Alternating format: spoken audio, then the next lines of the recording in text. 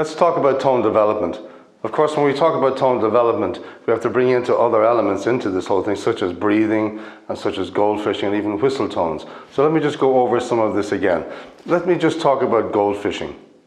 Goldfishing is a term I invented years ago, which is I was actually making a bit of fun out of a student because we're doing this all the time. And actually, when I figured doing it on the flute actually ends up with actually a clearer sound because both lips are going forward at the same time, which is, I think, the way we should do it. So we take a note, again, A, simple note.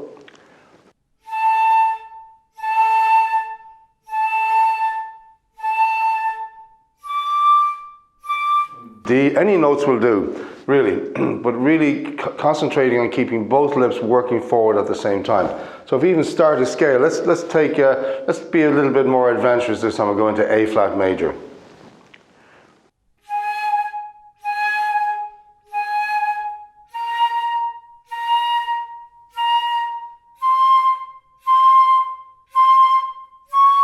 So on. Then we can do it as a melody, and I still bring back melodies into play all the time. This idea of playing scales melodically.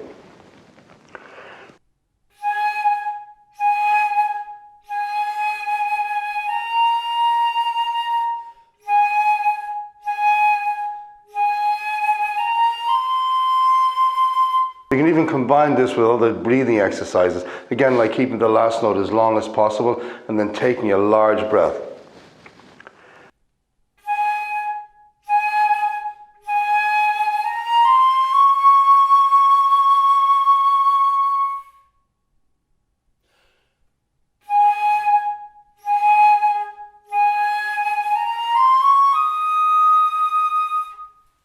So when you're playing these scales or melodies, be very aware of the key that you're in and look out for certain strange notes. For example, I like A flat major because it combines D flat and E flat. So to me, D flat is a little bit weak, maybe even a bit low, and E flat is a little bit hard or bright or sharp. So if we don't make adjustments,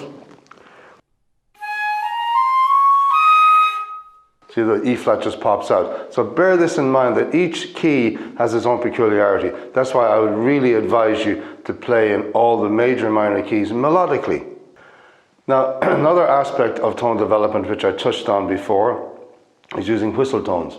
And these are really good, particularly for developing the low register. They're also a great way for warming up outside a room. If you have to come in and play an audition or an exam and you don't want anyone to hear you warming up, they're very, very quiet. So let's take a whistle tone on A. I pick A because I find it easy. So always get the easy way out.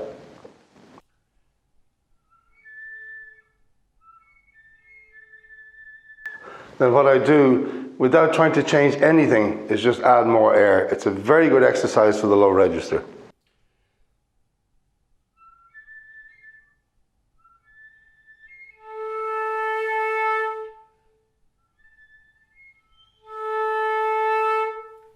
Now I find it a particular challenge not to change anything. I want to pull down here, but believe me, that's not the best way to do it.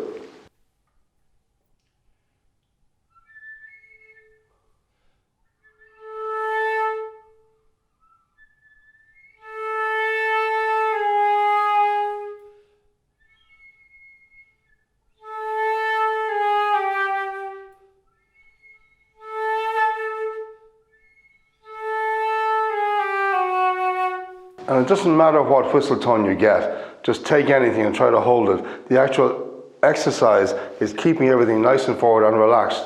So on the whistle tone itself, keep your lips quite relaxed. Once I tighten, I don't get any whistle tones. So it's very good for keeping your lips forward and very relaxed. So if it works well, I should be able to get down to low C with no trouble.